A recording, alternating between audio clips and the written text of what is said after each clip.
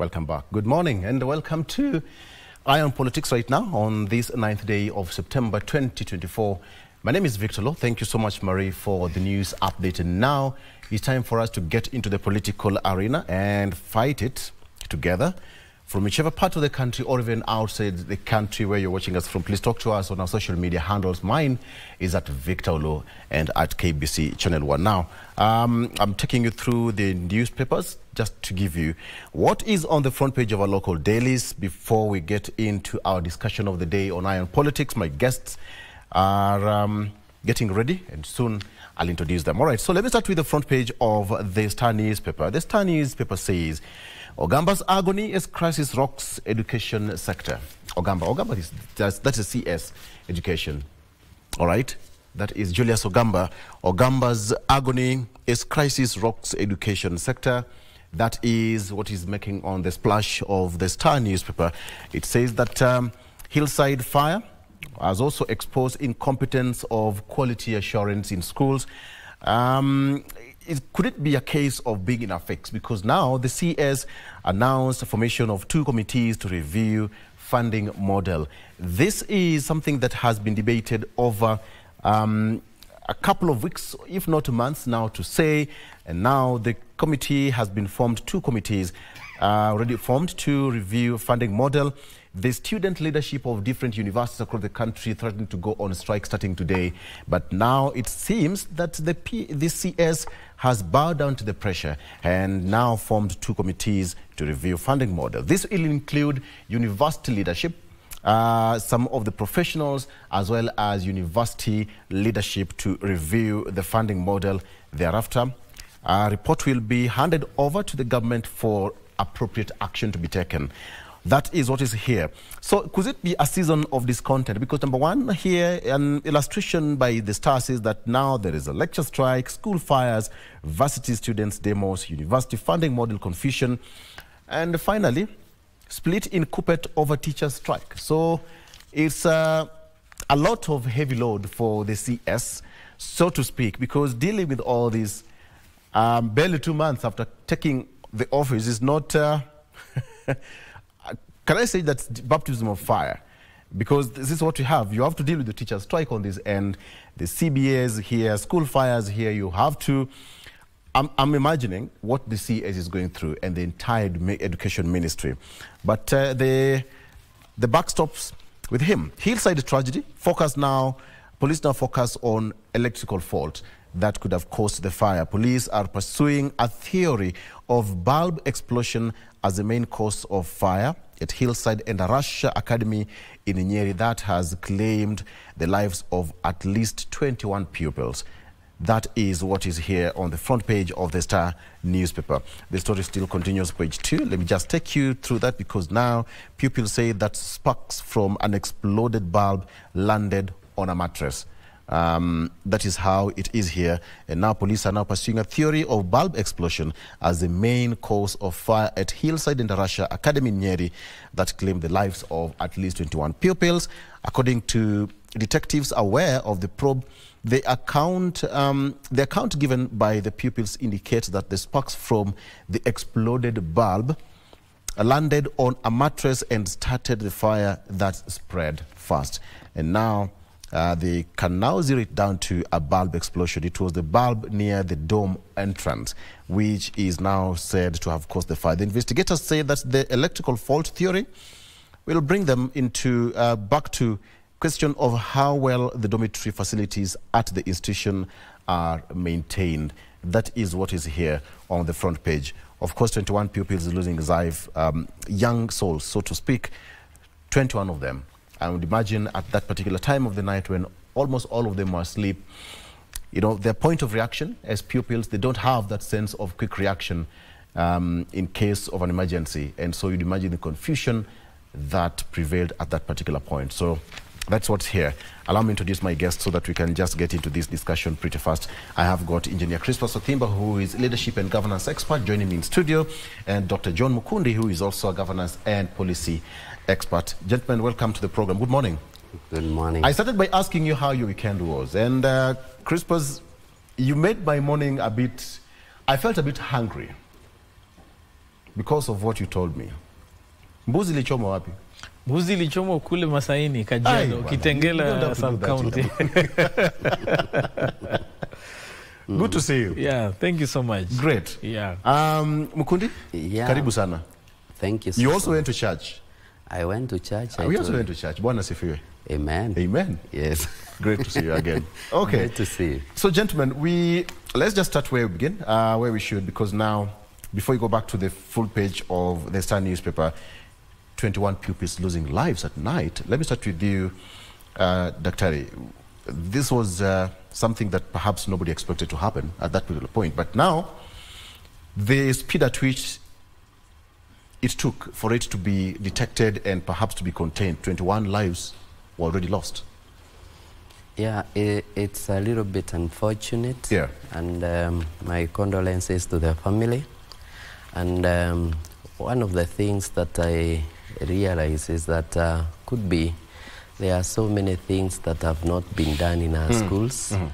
And it seems like we have some lapses, especially on some guidelines regarding the safety of our pupils and the safety of our students, which requires to be relooked at. So it was a very unfortunate thing. But as we can see, is almost something that is spreading very fast in other areas. And therefore, I think it is something that requires to be looked at and special measures to be taken so that we do not have such incidences again. Yeah. It's quite sad that it's something that is happening for the first time in Kenya. And whatever you're saying is not, again, new. You know, precautionary measures, the designs of these dormitories, you know, the spacing and how many students a dormitory should, hold. Or, I mean, this is not something new, Doctor. We've talked about this over and over again once, whenever we had such kind of, tragedies. Yeah, the problem in Kenya, we have a lot of mere talk. Yeah. But we do not have some implementation. We have very good reports, but we do not put those reports from paper to work. And therefore, I believe this is a wake-up call that we do not need to go that way again. Because for this,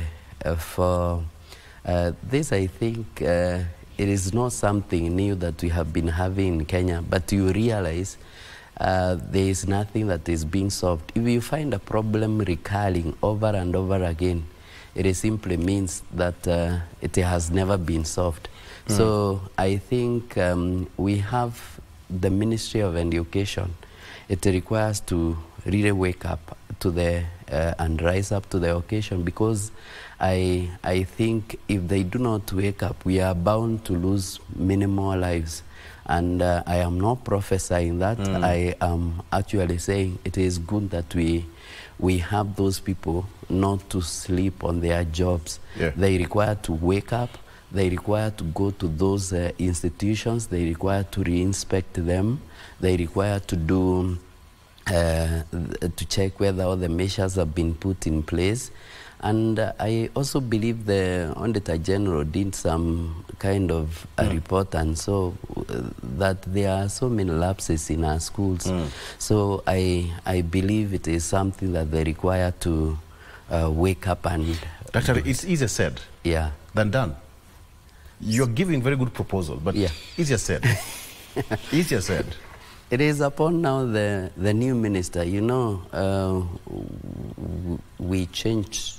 Okay, we changed the people that were holding various portfolios. Now it is Ogamba who is at the helm. So we are looking at him. We want to see whether there is something that will be done. And once it will be done, then we'll check whether it will work under his reign, or we are still bound to get the same results. So we are still, it is his red card. We are still checking whether he will be able to manage it or not. Yeah. I'm tempted to ask this question, but I'll ask later on. Okay. Crispus, it's so sad. 21 pupils dying in the dead of the night. I mean, you'd imagine. One thing that we need to pick from this lesson, this sad event, and my condolences to the family of these children and also to this country, is that one, the level of impunity and disregard for the law and regulations is very high and is very costly. Corruption has a very huge cost to our country, not just in monetary or property laws, but also in terms of how it puts lives in danger. Because if, for example, this school was required to comply and somebody took money to look the other way, it is very sad. The other thing also we need to pick from this sad event is the fact that how prepared are we in terms of disaster? And we have seen over and over, whenever we have a disaster, whether it's within the county of Nairobi, other counties, major urban areas in the country, but also now in rural areas, we are not prepared to respond effectively to such unforeseeable events. So we as a country need to relook in terms of our preparedness to disaster, our ability to respond in time for those disasters, and also look at the issue of regulations. How compliant are we? For example, we are being told that within that dormitory there were cardboards. Those are highly flammable material. So even if, for example, it was an issue of the bulb bursting, exploding, the fact that there were quite highly flammable material within that confines of that school, that room, suggests to why that fire was so high that people are not even able to put it out within a very short time. So we need to really appreciate the importance of being compliant on areas, for example, of safety. I work in an industry where if you are non-compliant on issues of safety, for example, just wearing a safety harness and you're working at height, that work should stop until you comply. So we also need to get a point where if a school is non-compliant, you shut down that school and you reopen it until the day it is compliant.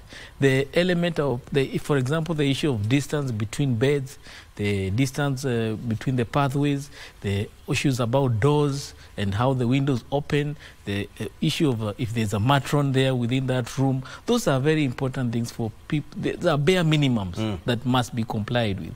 And if a school cannot meet those standards, then you have no business operating that school. Gentlemen, we are here. We all know this gentleman called Michuki. When Michuki rules became law, we are still singing about Michuki rules posthumously. And we can see how it came about. And then later on, we also had Matiang'i rules, which directed all school buses to be painted yellow. That was complied with. When Michuki, the former Cabinet Secretary, came up with proposals to streamline the transport industry, we all know how government went head-on. And until now, years from 2004, we are in 2024. That is 20 years later, and Michuki rules still stand. I'm just posing this. What if the Cabinet Secretary and the government at large directed all schools to come up with measures? If you don't have fire hydrants, for example, if you don't have, a school doesn't have the fire extinguishers, the sprinklers with the sensors, then those ones must be installed in schools. Don't you think it can be done? Let me start with you, Dr. Yeah, we are still talking about Michuki rules to date. Yeah, and that is something that we are still enjoying until now.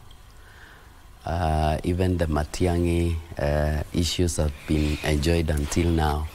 So I totally believe that that one has to do with the strength of the sitting cabinet secretary. If the secretary is not strong enough to push the things forward, sometimes that is what we call the government.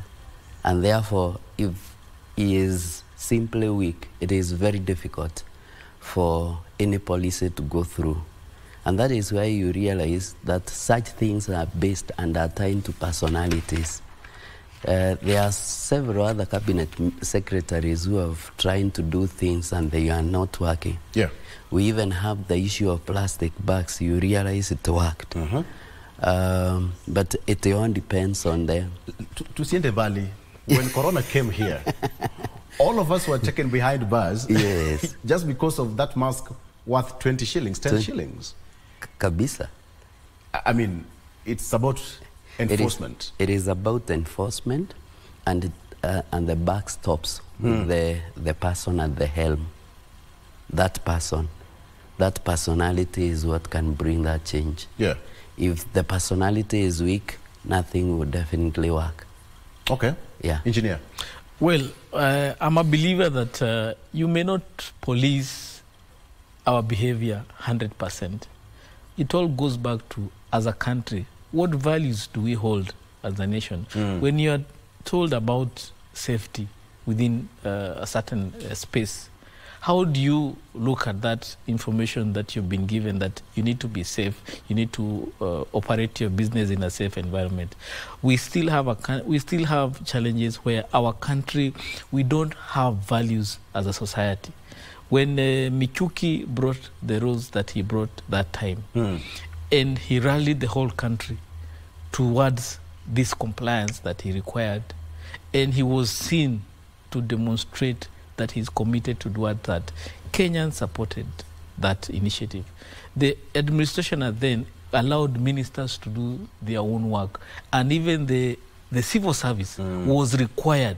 Remember, they had the rapid results initiative, where every member of the civil service was required to demonstrate within a very short time his performance or her performance. And this is something that we need to bring back on board. We cannot be the country where we respond to salary strikes within days, but we cannot respond to issues of compliance with the law 3 years or 4 years later. Yeah. A good example is, for example, the Londiani accident that happened last year. Up to today, the same behavior that was being carried out at that road junction is still being carried out today, and is exposing Kenyans to safety issues. We have many examples we can give where the issue of compliance is required but has not been met with the required weight of the law or the sincere commitment of the Kenyan people. So we as a country, we must do our part in terms of being committed to complying with the law, having a sense of value for our nation, having the sense of value to life, for example. Money should not be first. It's not about money first, then lives later. We should be able to say, what am I doing in my business that preserves and protects lives? Because a lot of these things, we cannot have policemen everywhere or enforcers everywhere. It boils down to you and yourself and the people around. There is an update from the government spokesperson, that is Isaac Mwaura. It says that it took more than 5 hours to contain the fire. The 21 pupils who died were aged between 9 and 12 years. At least 25 others are admitted to hospital. Keyword is 5 hours. And now, out of 156 boys in the dorm, 135 of them have been accounted for, either at home or in hospital. But the key word here is 5 hours. You would imagine 5 hours. For example, I'll give you an example. This is a room where you hear there are cardboards, there are mattresses, there are blankets. Yes. We go back to our standards. For example, what kind of mattresses are we manufacturing? We need to be able to be a country where we are manufacturing fire-resistant mattresses, that even if they are about to catch fire, it takes time for that to burn. These are technologies that are available. Why should we have cardboards to try to control the heat within the room? Why don't we have other materials that are fire retardant in terms of constructing those dormitories? Those are the standards we need to bring on board and ensure that they are fully enforced. The problem is that we say one thing, but what is happening on the ground is totally different. And then every year we are changing, every 5 years we are changing our administration, the culture in running our business in government changes, and things become as usual. Impunity sinks in. So there's a lot we need to change. How we construct those dormitories is the first thing we need to address. How do you have materials within that room that if there was a fire, it will burn so highly? Because that fire could not be contained for 5 hours because the kind of materials that were there were highly combustible. If you burn a mattress, some of them that are manufactured in this country, it's like burning petrol.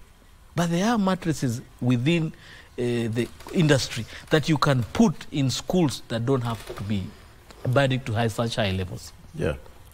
Dr. Harry, 5 hours is somebody talk even 1 hour, but even an hour is too much when a situation like that happens in the night. But 5 hours, let's start, it's already 7 and it goes up to 11 a.m. Yes. The fire is not yet contained. 5 hours, someone has landed in Dubai. I mean, let's put it that way. Or you've gone to Kisumu, you've arrived in Kisumu. I mean, it's about preparedness as we finish this one. It's about preparedness and perhaps the goodwill from the stakeholders to ensure that even, because once students are in school, they're left, you know, with the patrons and the dorm masters or whoever it is. But because these are emergencies, what do you think should be done generally without necessarily putting pressure on the government or even the stakeholders? But what do you think should be done?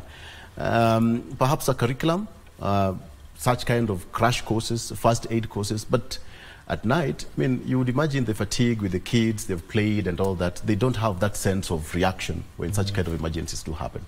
In 1 minute. Yeah, I think everybody of us, each one of us, requires to have some form of special training on how to handle emergencies. Whether he is a child or whether he is an adult, whoever is in that dormitory. I totally believe they require, the people that are manning those areas, they require to have some kind of training on how to go about such things. But I also want to agree with the engineer and say that the values requires also to change. But the problem now, engineer, is that how do we change values overnight? So sometimes we require to have some kind of enforcement so that the values can actually sink in. So, but until we get to that level, it will be difficult to have a nation that is already changed. Yeah. So I believe that is what I want to say. That basic training, basic first aids, basic ways in which we need to learn when we are addressing such emergencies. But also, we have county governments that have those fire response units. But where were they? Those county governments and those other government agencies that are close. We require to have some proximity, close proximity to such emergencies. And such kind of things will not have happened because 5 hours is too long.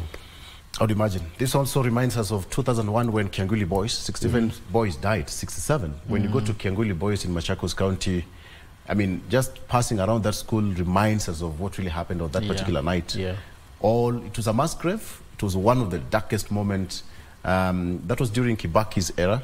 So you'd imagine how painful it was. 67 boys died. So, okay, let's take a look at what we have on other newspapers here. I'll get back to this. Ogamba's agony as crisis rocks education sector. Of course, we'll get into that. On the front page of the Standard newspaper, very fast, painful such, that is still related to what happened. Where are the children, or where are our children? Parents of Endarasha Academy ask as the authorities took a look for the missing learners. Today, it will be day 3 as the caregivers hang on to every hope that their little ones are safe. That is also on the front page of the Standard newspaper. We have got pictures of around 5 pupils. That we have it. They are just asking the painful search of the missing children. They have not been accounted for, so where could they be? That is a big question as far as this is concerned. Ogamba bows to pressure. Students call off protest. That is also on the front page of the Standard newspaper. EU reassures Kenya on trade pact. That is, again, Trump-Harris try ahead of TV debate. That will be interesting to watch, gentlemen. That will be interesting to watch. So this is it. The 46 number now, 46 children still missing from Thursday night inferno. 46 of them. And the post-mortem, that's according to the government pathologist Johannes Nudoro, will begin today to do the post-mortem on the bodies, and a result will be given later on. So as President Ruto makes more friends, Mount Kenya rumbles. That's going to be forming part of our discussion today, gentlemen. As President Ruto makes more friends, we all know who are some of these friends. Mount Kenya rumbles. So incessant squabbles among its senior citizens of the political direction Central Kenya should grow as a political landscape tilts towards formation of new alliances. The political drumbeats we far 2020 quickly on. You want to chime on this before we take a break? Crispus. Mountain is becoming slippery. My only worry is that a divided mountain will advantage some people. We had this statement even last election.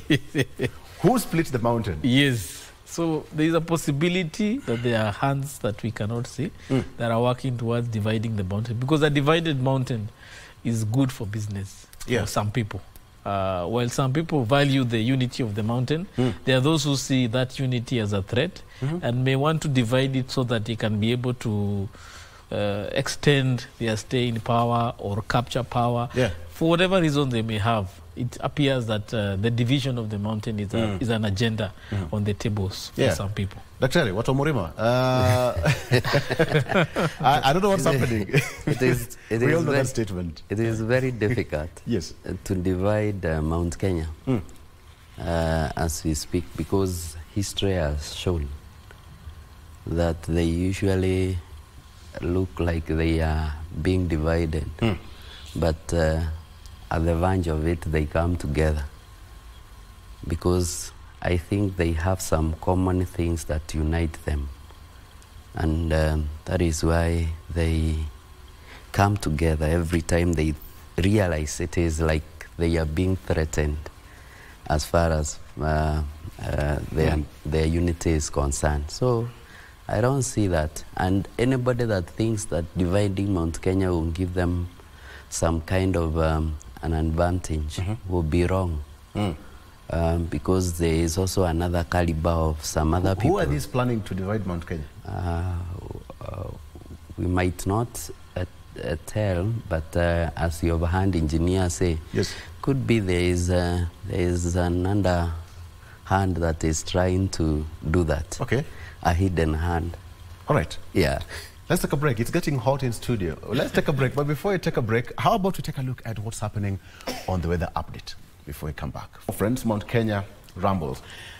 This reminds me of 2007 elections, 2003 election. It also reminds me of 2022 general election. They split. At some point, even Raila Odinga was given some shoes to climb the mountain. A lot of debate was about the mountain. And now what we're seeing is that rush to capture Mount Kenya or to split it, whichever way you look at it. But what is now happening is that, according to me, gentlemen, and let me ask you this, why Mount Kenya? Why not Coast? Why not Nyanza? Why not Central? Why not Rift Valley, etc., etc.? Why Mount Kenya? I think Mount Kenya is a vote-rich area. We have so many voters in Mount Kenya, and they primarily determine, to a great extent, who becomes the president of the Republic of Kenya. They have that determination, because you realize even those people who are vying, let's say in 2022, they had to get their running mates, both of them, the front runners from Mount Kenya, because it is an area you cannot ignore in Kenyan politics, because it gives you enough voting. So I was, before we went for the break, I was trying to tell you that whoever wants to break Mount Kenya may be getting it all wrong, even if it breaks. Reason is because if we happen to get a disgruntled Mount Kenya right now, and still we have the Gen Zs who don't feel like they are okay, if the two particular constituencies now meet, it will be disastrous for anybody. So I totally think that it is the high time that we also think about that. If anybody wants to become the president or something like that. So it is not good for the president to have Mount Kenya carved off from his part of those people who support him. And it is not also good for anybody in Mount Kenya alone to think that he can become the president. You require other parts of this nation for you to be in a position to get that. So it is a very difficult calculation. Yes. What will the politicians do as we move towards 2027? Because now it seems that they jostle to either to break Mount Kenya or to unite Mount Kenya, depending on who is running after what, will get it. But who is going to win that particular battle? Whoever is splitting it or whoever is uniting it? Whoever is splitting it, I think you will lose. Okay. Whoever is splitting it will lose. The reason is because if you realize that Mount Kenya can be able to afford about 8 million or so votes, then there is also the opposition. Could be people who may not feel okay from the other quarters, or people who will not fall apart from the other people that are not Mount Kenya. So that is an area. If Mount Kenya happens to join, it will be too difficult for the person splitting it to get it. Yeah, so I think it is difficult. But as we were discussing behind the scenes, you realize also there was a time it was split around 25, and the person who split it was able to benefit. Yeah. Could it be that Mount Kenya has never realized this, that politicians will always take advantage of their unity, and because of, it's so rich in votes? And what do you make of this, first of all? If you look at the history of Kenya, even the British, for them to have given independence to Kenya, they needed to secure the Central Kenya constituency, in as much as that constituency will guarantee their stay in Kenya. At the time of independence, the biggest concern to the British was the Kikuyu, or the community around the Mount Kenya. So historically, every leadership has concerned itself with the votes around, or the support, or the political base around Mount Kenya, because it has demonstrated, one, it has the political machinery to keep you in power or to remove you in power. Number two, it has the ability to mobilize resources for quite some time to be able to keep you in power or to remove you. And number three, it has also the advantage of being economically advanced in terms of the structure of the economy within that area. And therefore, it helps to benchmark other parts of the country. And if you want to develop a certain region, you can borrow from what that region has. So everybody will always concern himself with that region. But as we have said, there is a leadership that was able to divide that region at some point and win 2 successive elections. But at that time, the threshold for winning an election was very low. This time around, the threshold is a bit higher. So therefore, as much by as splitting it. Yes. Okay. So if you split now, it might work against you.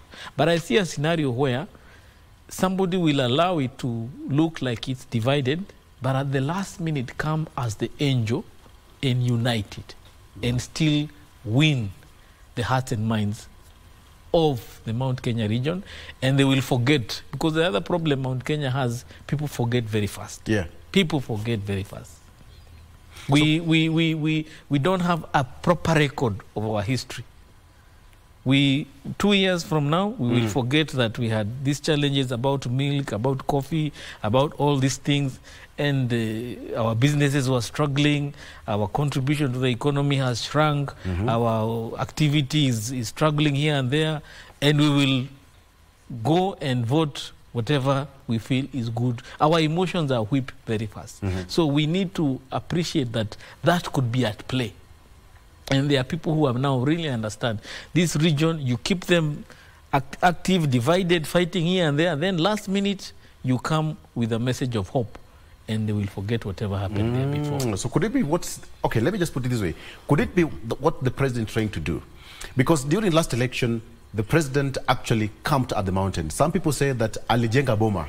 Yes. Alijenga boma mlimani, and that's how he managed to win the election, you know, with a landslide at the mountain. But right now, people are saying that he's slowly left, quote unquote, the mountain and is now forming some emerging alliances with other regions who, you know, did not vote for him, so to speak. Yes. So based on what you're saying, engineer, could it be that is the trick right now, that you leave them? Because I know when I go back to them, they listen to me more.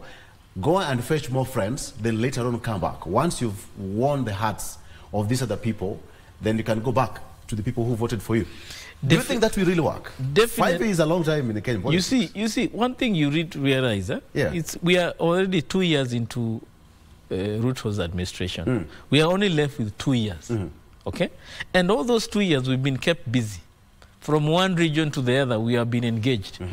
Over the next 1 year, the Luo Nyanza region will be very busy looking for the AUC office while still being part of government, okay?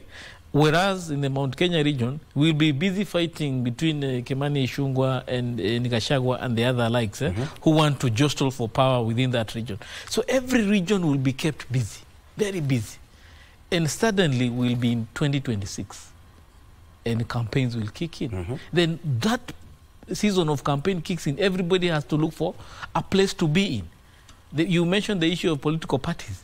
So everybody now will be looking, where do I start? Do I go to UDA? Do I revive Jubilee? Do I look for TNA? Do I look for URP? All those things will start looking for where you can be able to find comfort. And suddenly we'll be in July of 2027. Boom, a running mate is mentioned. And either the mountain will be there, or probably it will be Luo Nyanza or any other region, and there'll be no enough preparedness. So what this president is doing is keep everybody busy in a way that you don't have time to organize yourself. Because the moment you have time to organize yourself, then that becomes a problem. Yeah. You know, right now, we don't have a clear political target. The political target way back then was Raila Odinga. And right now, we don't see Raila Odinga at the mountain. So, and now what we're seeing is this siblings rivalry. Kimani Ichung'wah here, we have got Ndindi Nyoro there, we have got the likes of, you know, the deputy president here, etc., etc. So how is it going to be when we now have siblings rivalry? Yeah, that I think is one of the worst things that will ever happen or should never happen to Mount Kenya and any other person in Kenya. Because as the engineer is saying, we are just being made busy, and that has been the art of politics. We are just being made busy. What we actually are being told is keep yourself busy until 2026, until 2027. And I believe it is the worst thing that will ever happen. So as we come to 2026, people will start rushing because they are not preparing themselves right now. They are not busy, they are not doing anything. They are not thinking about how to set their houses in order. They are not popularizing their political parties. If they are not registering any. And therefore, I believe there will be that particular problem come 2026. So it is important that we do not have that rivalry amongst ourselves. And people should not fight. In the first place, they were elected so that they may solve the problems of Kenyans. That is why we have some funny problems that are still unsolved, because they are now focusing on fighting each other and fighting for some space before they can solve the problems that we have. So I believe that one is something that they require to change. It is a change that they require. Christmas. And I want to just remind Kenyans, post-election 2007, 2008, after the grand coalition government was formed, the region took stock of the events of 2007, 2008. And there was a clear intention by the leadership then led by Michuki to bring the region together and to anoint one person to be the leader of that region. And there's a meeting that was held which said, if you want to speak to this region, speak to Uhuru Kenyatta. Okay? He was then Deputy Prime Minister and was facing the issues of the ICC. Yes. So there was a lot of intention towards galvanizing and organizing that vote, so that come 2012, 2013, if you wanted that vote, it was coming one as a block. Yes. But the unfortunate thing, and this is to the former president, Uhuru Kenyatta, he did not also not take that responsibility the same way that he was bestowed with the leadership of the mountain to also prepare one person who would be the spokesperson or who would be able to be the organizer of that vote. So he had, between 2018 and 2022, he had 4 years to organize that vote, and he did not. So we were left with a region which was leaderless, so to speak, and it was for grab to anybody. And by the time he was coming to tell us about Raila Amolo Odinga, it was too late, because William Ruto had already built a house, he had already married a wife there, he had paid dowry, he had done everything that is required in the custom of those people to be able to win the minds and hearts of those people. So it was too late for him to even come and tell Raila Amolo. What message of hope perhaps will he carry around this time around to the mountain? The one thing that probably he told the region, listen to me. Some of the things that you are being promised may not happen. They are getting credence every time. You can see, oh, we were told these roads will be done. They are not there. This region will have these challenges. It is having these challenges. So there is that credibility that they're gaining. And his silence also is helping, because what he doesn't say is what people are wondering. What is this man not saying? That silence is where the problem is. And unfortunately, the bickering that is happening in the region is not helping in any way, because it is leaving the region confused. And we also have a very high population of young people who are also not following what the elders are saying. They are in their own world. We have the problem of alcohol consumption in that region. We have the challenges of the economy of that region being threatened. So there are a lot of challenges that are happening in that region that come 2027, we don't know the kind of narrative this region will carry that day. Will be the narrative of hope or despair. Probably there will be voter apathy. Probably people will not even consider expressing any interest. Will we have strong leaders presenting themselves? Remember, some of the MPs and the senators elected this time, they are very fairly young people, new people who have not much experience in politics. The veterans were pushed away. Will the veterans come back? Will there be people who are ready to put their money in this election to make sure that the region doesn't lose? Even the ones who are in office today, what are they doing to help their region?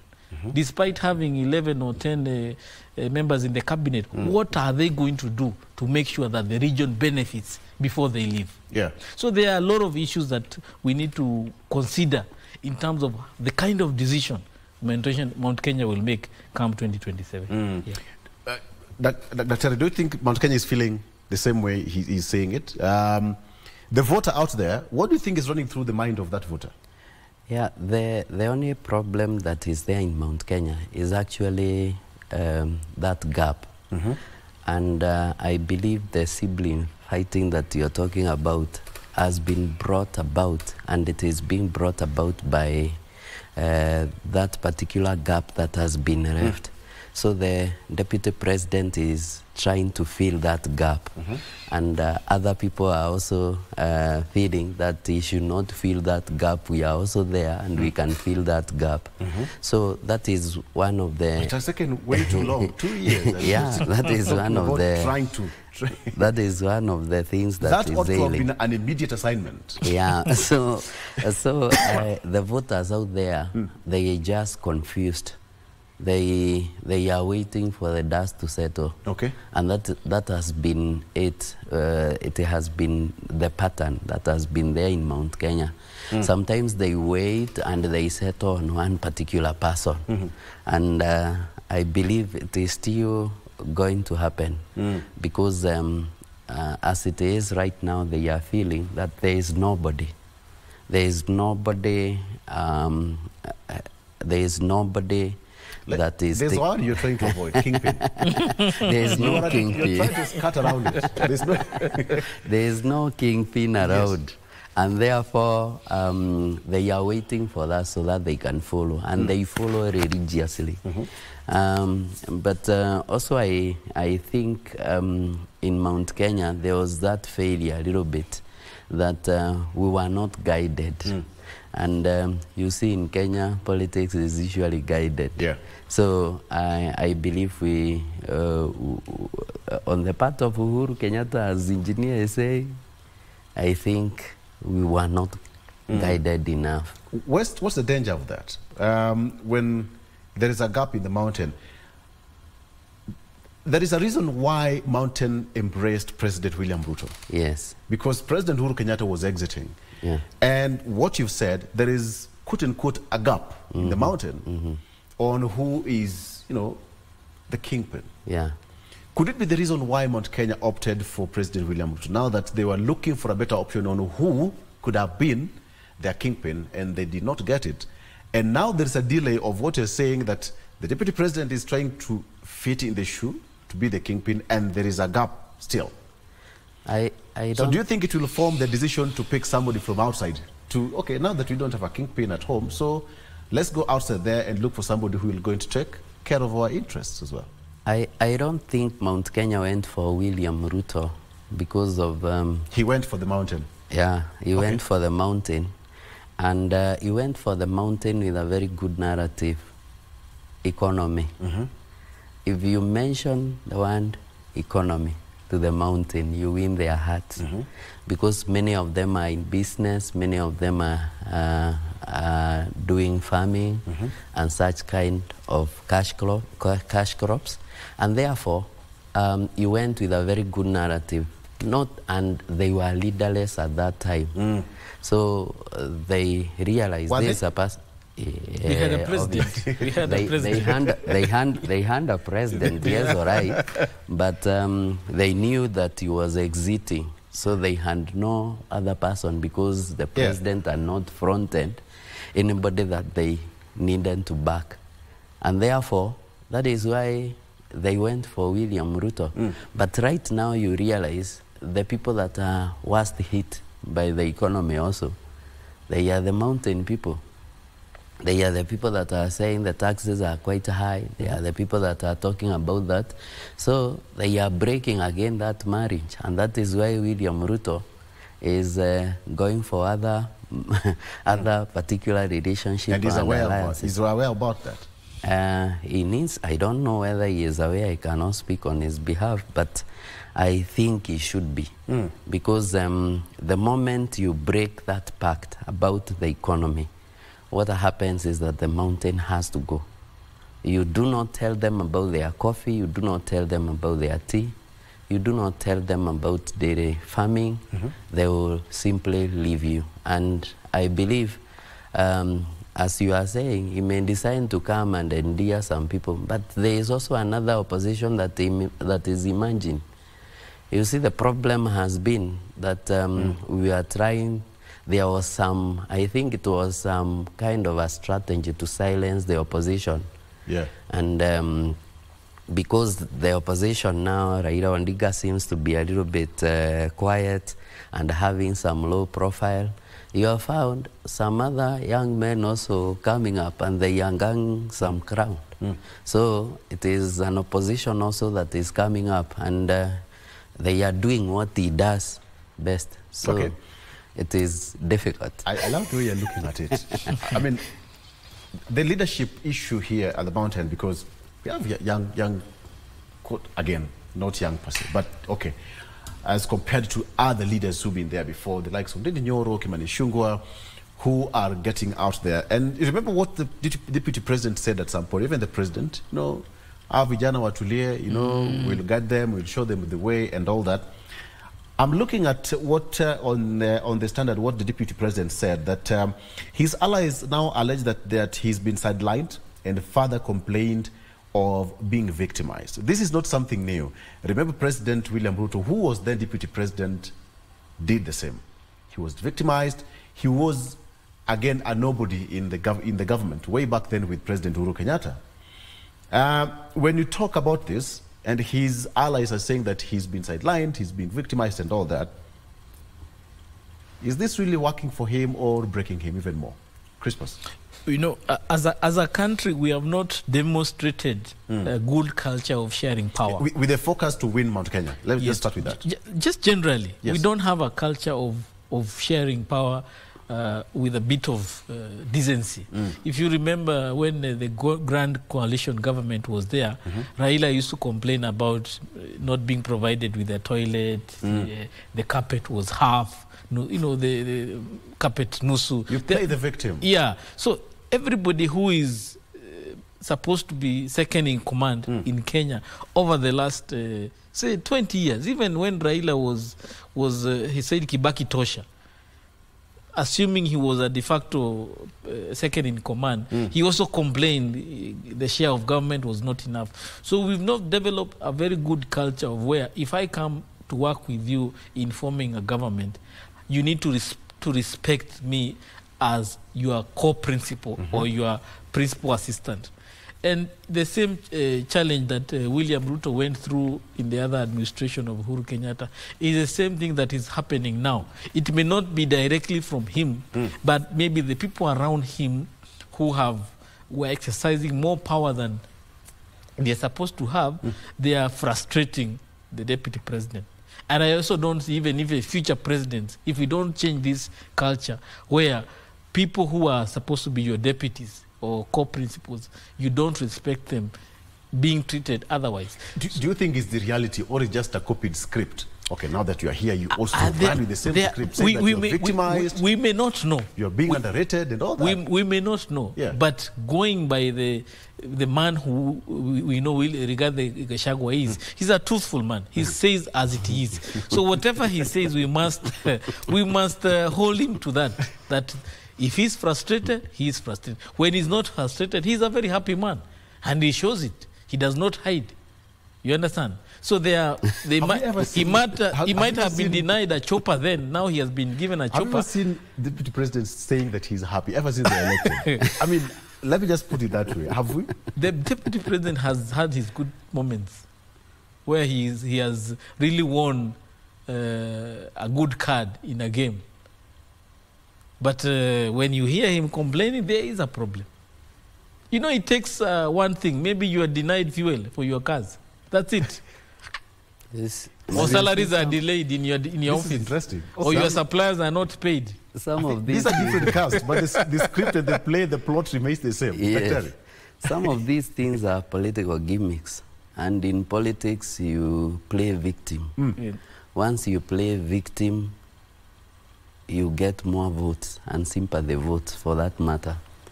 You realize even when President Ruto was the deputy, at one particular time, he was saying, tunatengeneza barabara. But when he comes to another area, he says that I am being victimized, there is no what, there is no what. But when he goes to another area, he is sharing the budget, whatever. So you can imagine some of these things are usually there to just create some sympathy vote. And I believe that is could be. If we take that he is a truthful man, is okay. But also don't underrate the fact that it could be a political scheme. Okay. Yeah. Let's take a break. As we come back, I want us to take a look, move from the mountain to the lake. Now, the president has shifted his attention somewhat. Somebody would say that he's shifted his attention from the mountain and now to the other side of the country. I don't know how this is going to work, but there's something Crispus said. There is a narrative that will be moved towards the mountain, towards 2027 election, around 2026, to the voters. I want to get that narrative. Tell me, what narrative will that be, and how will that change the voters' perspective in the mountain? Let's take a break. We'll be right back with more. When were you born? What's your birthday? September 14, actually, this Saturday. So your birthday is last weekend? No, this coming this Saturday? Yeah. Yes. So kuna mbuzi, umesikia kuna mbuzi mahali? Kuna mbuzi mahali? Okay, I was looking at a horoscope. Mine is a Scorpio, and I will tell you what Scorpio is now telling me. I don't know whether to believe these horoscopes or not. I'll tell you what it is. But now, let's come back to the discussion. We take a look at the shifting political landscape that we are experiencing right now, and perhaps could it be a deliberate move by the president or by the ruling coalition or government right now to focus, leave Rigiji at the mountain? He's been called all manner of names. You know, he's a villager, he'll stick with the mountain, he'll stick with all those people. But then the president will do, you know, the heavy lifting to go outside the country and galvanize and bring all those votes, all those players that did not vote for him. Is it going to work? Let me start with you. Yeah, I think the president had no option. After we hand the protest, he had to solidify his base. And he realized the protest had to do with the economy, as I alluded earlier. And therefore, what he had to do was to actually get into a position where he can solidify his base. And that is why he had to look for other places that would give him some vote. And he knew quite often that, almost obvious, that Mount Kenya, because of the taxes that were introduced in Kenya, and because of the kind of promises that he had made regarding the economy and they never worked, he realized that one could be a very shaky ground. And that is why he decided to move to other areas. And he knew that if I get Western, I get Nyanza, I get Coast, and Rift Valley, and Northeastern, I'm going to go. That is the kind of calculation that he is making. So I believe that is something that he is up to. He wants actually to get to that particular scenario whereby he is having some other votes excluding the Mount Kenya. So you can see Mount Kenya has been left together with the Ukambani somehow. And that is the only area that has been left. So he is trying for votes, getting votes for 2027. That is his aim. Okay. Yeah. We look at what really happened during the cabinet reshuffle. Yeah. The case of the party Secretary General, that is Cleophas Malala, was moved to Mombasa. Yeah, Hassan Omar.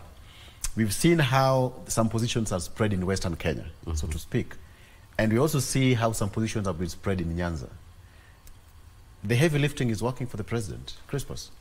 You see, if you look at the votes that were cast in the last general election, around 13, 14 million, Raila Amolo Odinga had around 6.9 million, and William Ruto had around 7.2 million.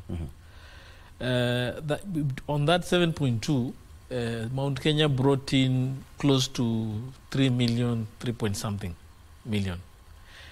Whereas Raila, on his own, on the other side, he was commanding close to 5 million without Martha Karua and Kalonzo.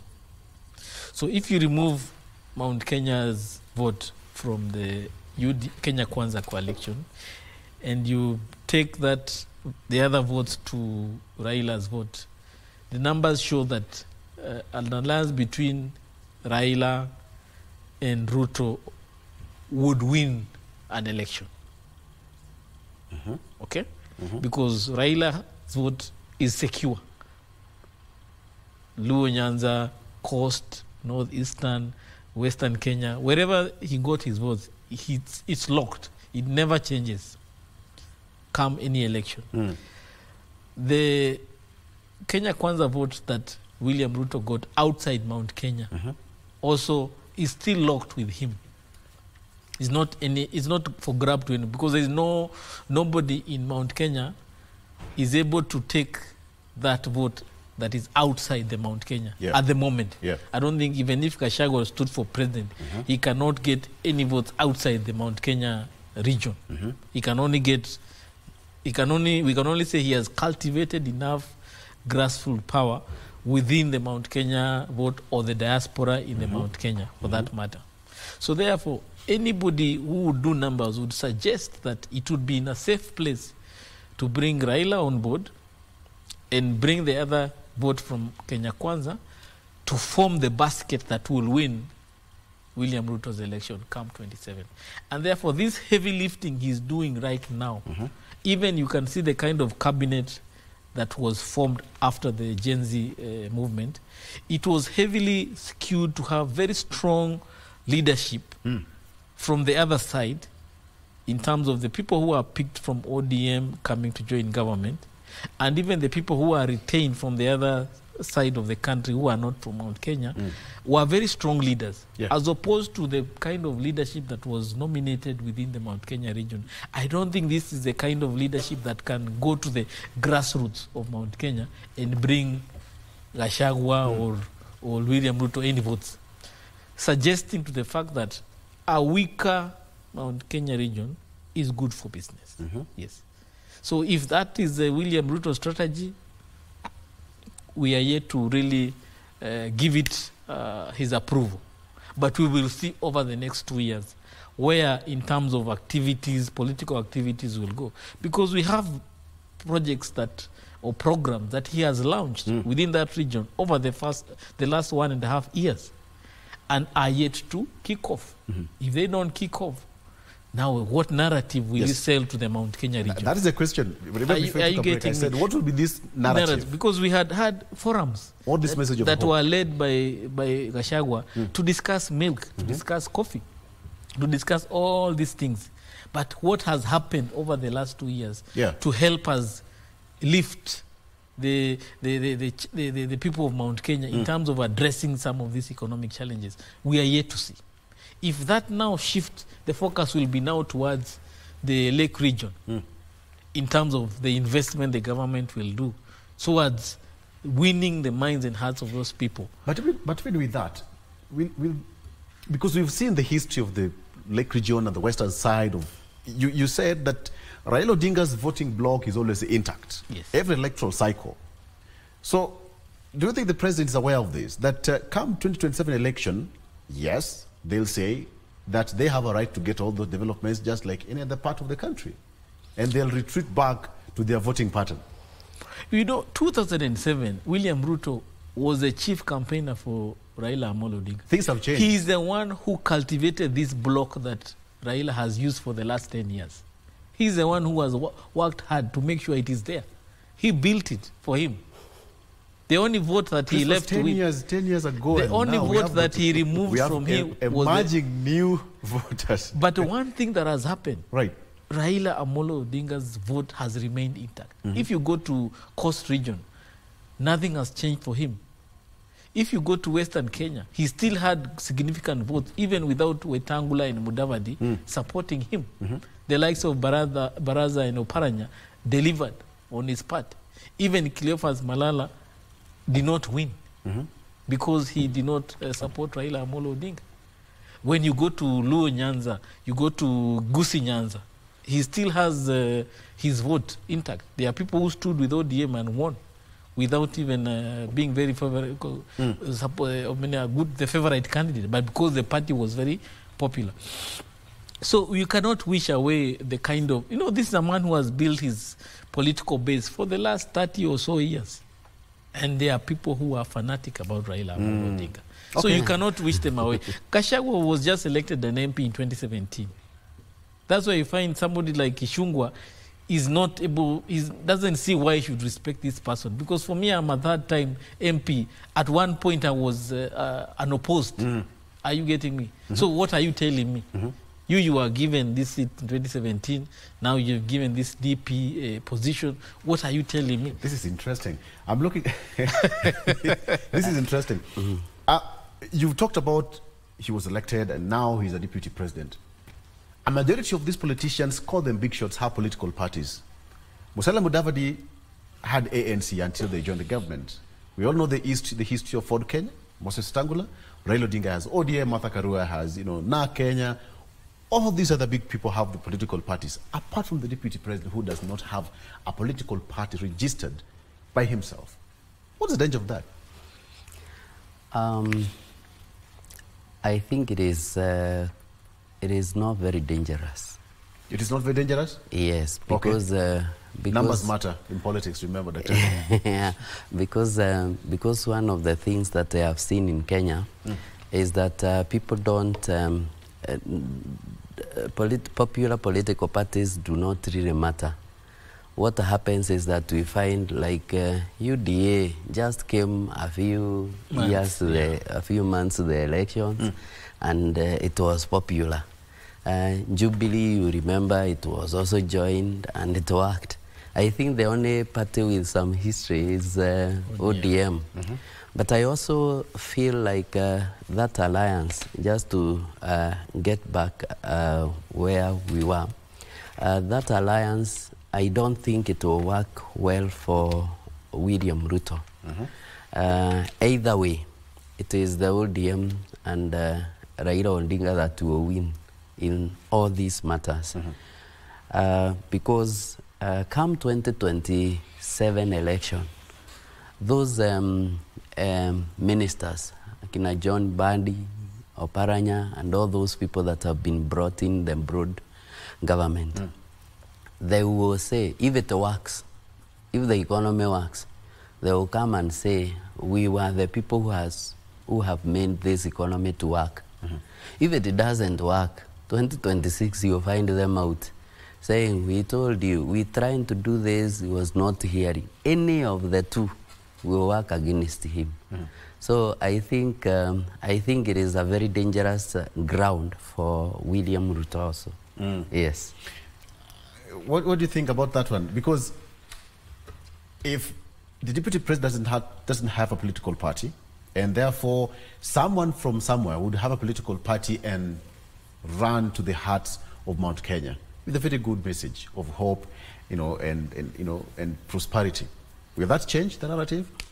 The question we need to really ask ourselves, who is that person that can come and win the hearts and minds of Mount Kenya right now, other than maybe Gachagua and the other names you have mentioned? We have big boys and big people and some good ladies on the mountain. And that is where the concern should be, not the political party. Those big boys are the people we should be bedeviling ourselves with in terms of, is it Kimemie, is it who, is it who, is it who? Those kind of names is what we need to be concerning ourselves, because political parties are just vehicles. And TNA was formed 6 months into winning the 2013 election. UDA was the party that was existing, it was picked. What people voted for is not UDA, is William Ruto. What people voted for in 2013 was not TNA, it was Uhuru Kenyatta. Because 3 years before, they had been told, if you want to talk to this region, talk to Uhuru Kenyatta. Whether he comes with a cow or a car, this is the man to talk to. So if we can work on making sure that we know that person, that who will carry the hearts and minds of the region, whether he will come with a boat or a chopper, that is where he will get the votes. Okay, you've talked about ODM, and it seems that Azimio is, again, could it be a gimmick, a tactic to show that they are also divided? Then come towards 2026 general election, we all know the story behind Raila Odinga joining the AUC. Of course, in politics, everything is planned and well calculated. So what happens? Right now, it seems there is no opposition. Somebody will say there's no opposition in the country. What are we looking at, Dr. Yeah, I think Azimio is divided. I think Kalonzo Musyoka and Martha Karua, the like, they are on their one part. And I think ODM, the original one, is on the other part. Reason is because you realize that Raila Odinga doesn't stay out of the government so long as I can remember. During Moi's time, he got into it. During Kibaki's time, he was there. He is somebody who is usually who gets into government anyhow. He benefits from any current government. So these other people don't know how to benefit from the current government. I think he is one of the most seasoned politicians I have ever seen, because he knows how to benefit, and politics is about personal interest. So Kalonzo Musyoka, they think opposition is opposition. He has never been in opposition. So what he is doing is just lurking in darkness. He's groping in darkness. And that is the problem that we have. It is already divided because they haven't been able to marry the idea of Raila Odinga. They haven't been able to marry that idea. My question, do you think Azimio is divided? The Deep down from their hearts. The question is there Azimio? Is there really Azimio? Because Azimio was Raila Amolo Odinga. Yes. So if he left with Azimio. What we probably have right now is Wiper, Deepak. Could it be a tactic to keep people guessing? The same way you're asking yourself, is there Azimio? Yeah, that's the question.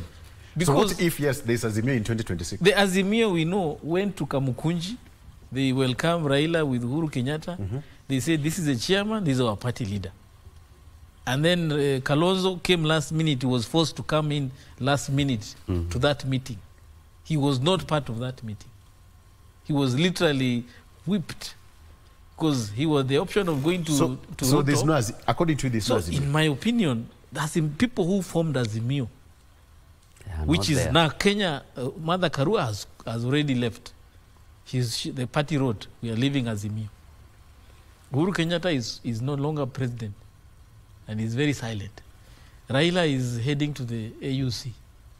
So Kalonzo and Kioni and Wamalu are the so-called Azimio? No.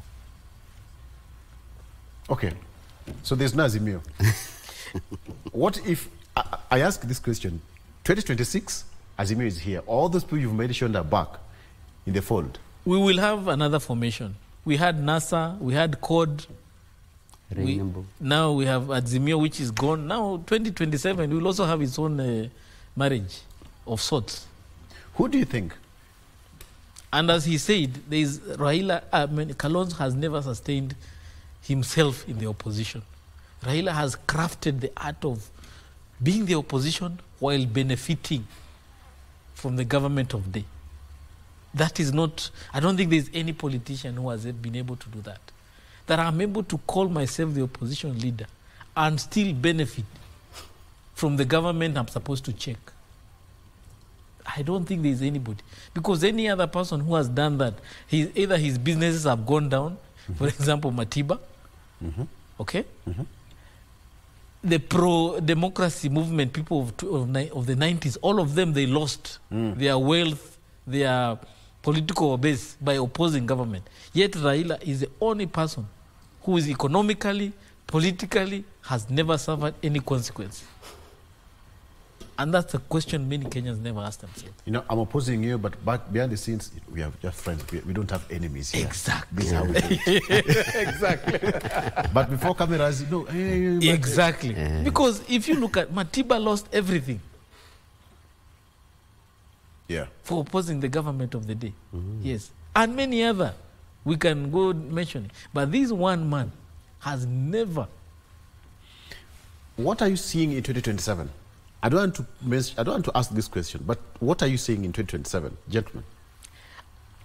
What I'm looking at is the next 1 year. We'll know if Raila will be the AUC chair or not, which is a matter that will also shape the kind of politics our country will have 2027. So what we need to worry about or concern ourselves with, if he does not win this seat, he comes back as a party leader of Azimio or how will it affect the election 2027? Because he will now have enough time. And the jostle for the mountain. He will also have enough time either to crown himself as the leader of part of this government, or he will crown somebody. He will say, now I've done my part, I want Mbadi or this other person to lead my support within this region. But as history says, even him, he was not given this office by his father. He grabbed it from him. Yes. So there must be young people out there who are saying, we want to grab this thing from Baba. So whatever will be happening over the next 7 months within the ODM is also something we need to concern ourselves. Okay. Will it be there after this? You know, Dr. Crispo says that there's no ODM. All of you actually said that Azimio is dead. But ask a question, what if we wake up in the morning and we find all these people lined up somewhere, not press conference, and we see all those faces, we are here? The faces can come, but the name will be different. We have the same forests, the same monkeys, the same forest, but could be not Mount Kenya forest, another forest. For 20 years, we have not won any presidential election with the previous party. Yes. For 20 years. Yeah. The last election that was won by the same party was Khan. Okay. I want to play something here. Give me, I know it's too early to speculate, but based on what we are seeing right now, Dr. what do you see? If Raila... What is a prediction? If Raila gets the AU job, which I don't know whether you'll get or not, what will happen is that William Ruto will get back. If Raila doesn't, there will be a strong opposition. Because as it is now, unless we get another opposition leader that will build himself, it will be very difficult. But as you are saying there, I told you earlier, there is another caliber of opposition that is coming up. And that caliber of opposition that is coming up requires not to be ignored, because it will show up in 2027. I tell you the truth. Even the voting could be, it will not be the way we are talking about. There could be now about age demographic, not anything else. If the millennials and the Gen Zs decide to move the way they were moving, it will be a totally different scenario. Okay. Yeah. All right. Christmas? Mine is, I'm hoping that whether he wins the chair position or not, he can be a kingmaker for 2027. That he can be that person who will, for once, for the second time, not for the first time, be able to give this country direction, because he commands a lot of influence across the political divide in Kenya. And he's the only one person now who we can actually say he has seen both sides of politics, and probably he'll be able to give us that sense of direction that if you go with this person or go with this person, probably it will work. Because I don't see any other caliber of politician out there other than maybe Uhuru Kenyatta who can come close to what Raila has in terms of the political capital he holds.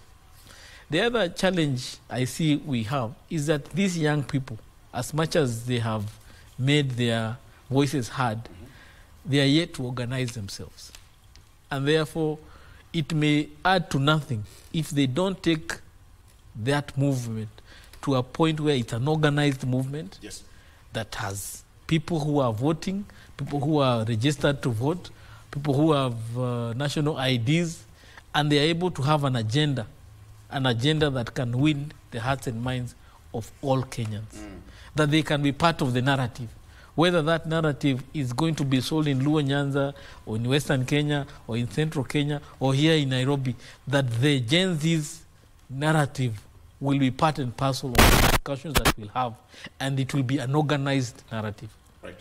Because as long as it's not organized, it will not help. It will not help anyone win or sustain power. All right. Yeah. Great. Gentlemen, thank you so much. We've just done 1.5 hours already. Talked about it. It's always interesting to have this kind of discussion because we are not fortune tellers or something. We are not trying to predict, but we are trying to make sense of what is here and currently talking about the current affairs and politics that we have in the country. Thank you so much. Christmas Wathimba, an engineer and also governance and leadership expert, joining us in studio. I also have Dr. John Mukundi, who is also leadership and governance expert, a political analyst as well. Thank you so much for joining us. Now, in 2 days' time, we'll be seeing one of the best debates ever. That is Kamala Harris and Donald Trump will be going head to head.